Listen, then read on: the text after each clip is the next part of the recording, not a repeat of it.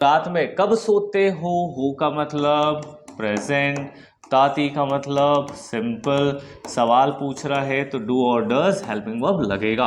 कब सोते हो, कब को हम इंग्लिश में कहते हैं व्हेन डू यू, है ना, यू के साथ डू लगता है इसलिए व्हेन डू यू। सोने को हम कहते हैं स्लीप एट नाइट।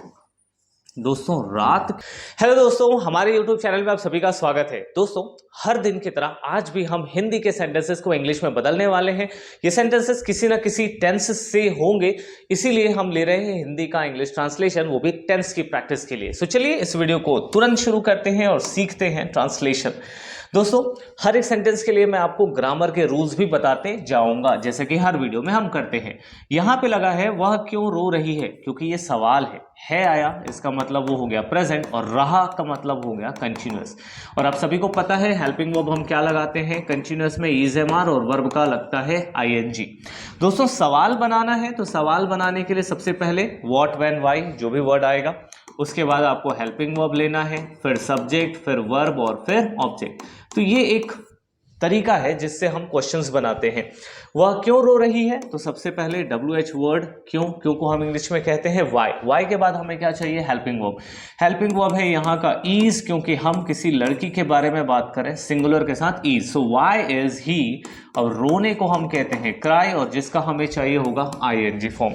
दोस्तों अगर आपको टेंस सीखना है या क्वेश्चन बनाना सीखना है तो ये सारे वीडियोस बड़े ही डिटेल तरीके से हमारे चैनल पर अवेलेबल है। चैनल को सब्सक्राइब करिए और ये सारे वीडियोस देख करके अपनी इंग्लिश को इंप्रूव करिए। चलिए नेक्स्ट सेंटेंस लेते हैं। उसने झूठ क्यों बोला। दोस्तों हम जानते हैं आ की मात्रा में खत्म हुआ, इसका मतलब है वो पास्ट सिंपल का सेंटेंस है, जहां या तो वर्ब का सेकंड फॉर्म लेंगे अगर सेंटेंस पॉजिटिव हुआ, क्वेश्चन हुआ, नेगेटिव हुआ तो हेल्पिंग वर्ब चाहिए, और हेल्पिंग वर्ब होगा डिड, और उसके बाद वर्ब आता है फर्स्ट फॉर्म में। सो क्यों को इंग्लिश में हम कहते हैं वाई, हेल्पिंग वर्ब चाहिए तो लगाया डिड, वाई डिड ही। बोलने को हम कहते हैं tell, so why did he tell, और झूठ को हम कहते हैं लाई। तुम किधर जा रहे हो का मतलब प्रेजेंट और रहे का मतलब कंटिन्यूअस, तो सेम ये वाला फॉर्मूला लगेगा, ठीक है। किधर जा रहे हो, किधर का मतलब होता है कहां, जिसको इंग्लिश में कहते हैं वेयर, सो वेयर आर। तुम का मतलब यू, वेयर आर यू। जाने को हम कहते हैं गो, जिसमें लगाएंगे ING, where are you going, तुम किधर जा रहे हो, तुम कहां जा रहे हो। फिर तुम्हारा भाई कहां रहता है का मतलब दोस्तों प्रेजेंट, और ताती में खत्म हुआ इसका मतलब सिंपल।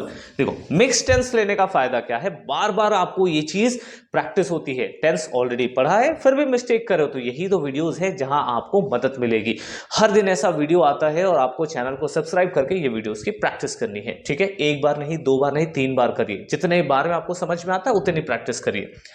तुम्हारा भाई कहां रहता है, कहां को इंग्लिश में क्या कहते हैं, वेयर, ठीक है।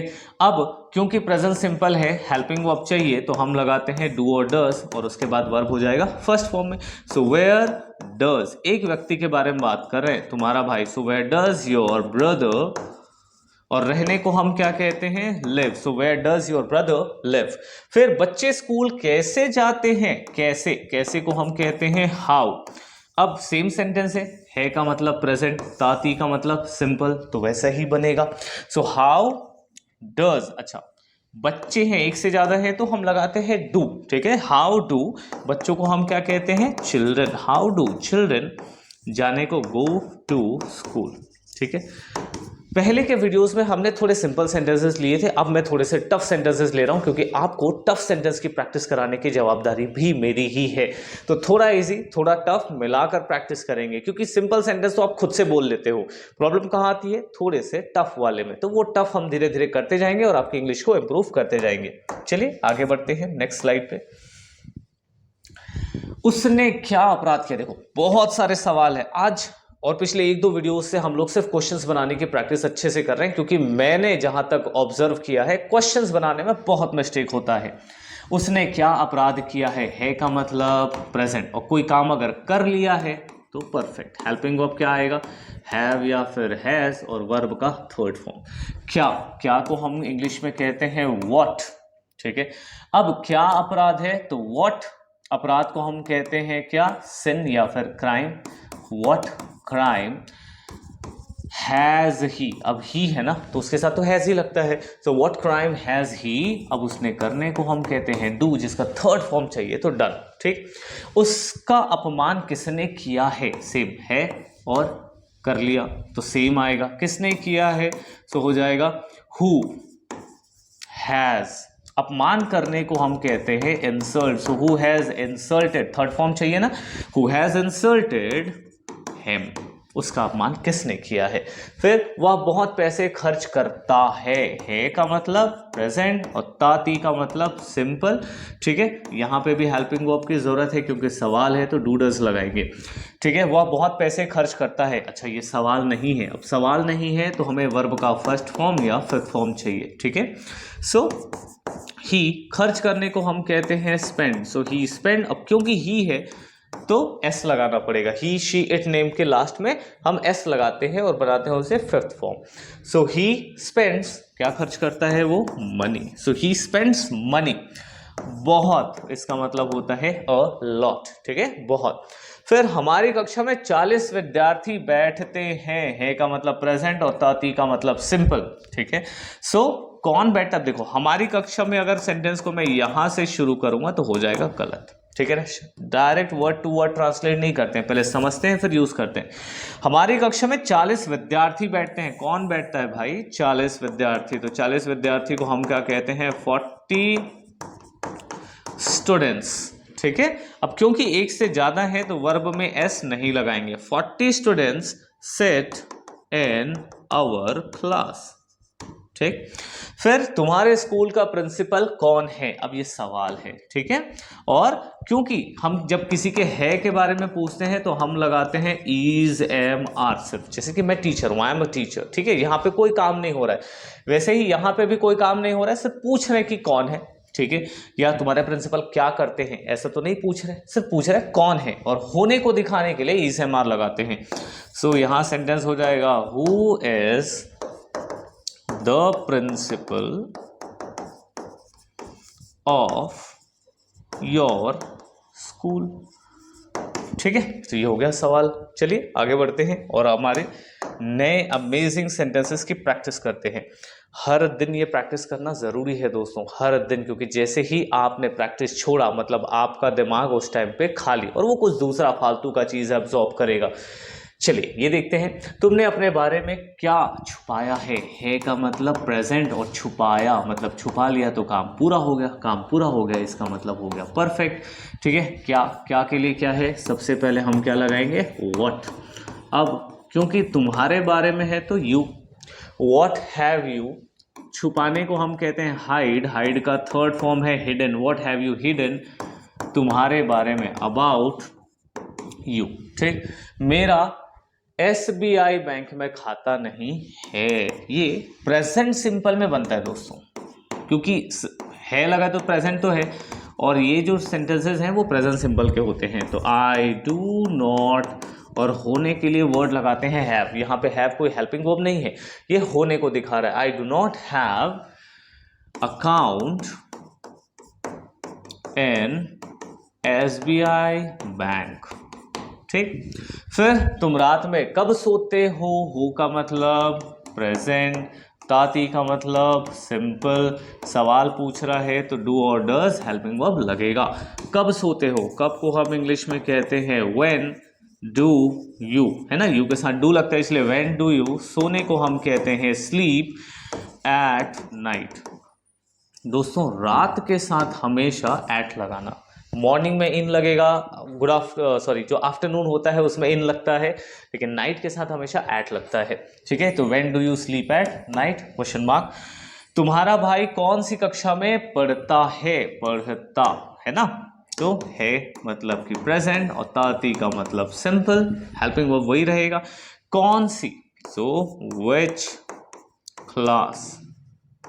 ठीक है, व्हिच क्लास। अब हेल्पिंग वर्ब क्या चाहिए, डू और डज, प्रेजेंट सिंपल में डू डज लगाते हैं, तो which class does your brother study, पढ़ने को स्टडी, क्योंकि डू डज लग चुका है तो वर्ब आएगा फर्स्ट फॉर्म में, और लगा देना लास्ट में इन, इन क्यों? क्लास में। या तो इस इन को आप क्या कर सकते हो, यहां क्वेश्चन मार्क लगा दो, यहां से शुरू करो, in which class does your brother study, आपको जो कंफर्ट लगे वो करिए, ठीक है। फिर वह इस समय खाना पका रही है का मतलब प्रेजेंट और रहा रही का मतलब होता है कंटिन्यूअस, तो प्रेजेंट कंटिन्यूअस हेल्पिंग वर्ब याद आया, इज एम आर। तो चलिए वह इस समय खाना पका रही है तो हो जाएगा शी इज, पकाने को हम कहते हैं कुक, जिसमें लगाएंगे ING, she is cooking food this time, इस वक्त, ठीक है। तो ये हो गया सेंटेंस। चलिए एक और लास्ट स्लाइड बाकी है, इसकी भी प्रैक्टिस कर लेते हैं।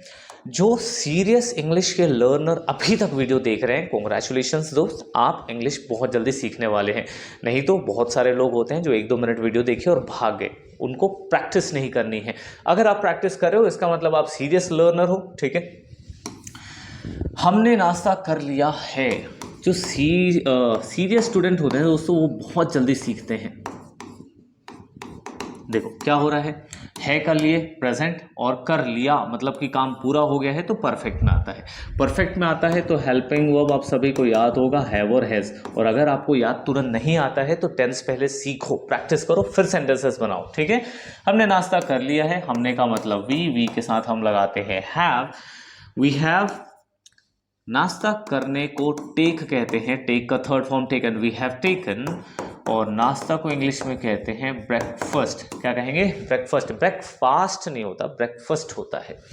सुबह से बारिश हो रही है का मतलब प्रेजेंट, रहा का मतलब कंटिन्यूअस, लेकिन इसमें बता रहा है कि कब से, और जब भी कब से बताएगा तो वो हमारे लिए परफेक्ट कंटिन्यूअस होता है। हम पिछले वीडियोस में भी इस चीज़ को डिस्कस किए हैं, और अगर आपने पिछले वीडियोस नहीं देखे हैं टेंस ट्रांसलेशन के तो प्लेलिस्ट में जाइए और सारे वीडियोस को एक एक दिन प्रैक्टिस करिए। एक दिन में सारा प्रैक्टिस नहीं करना है, एक एक दिन, है ना।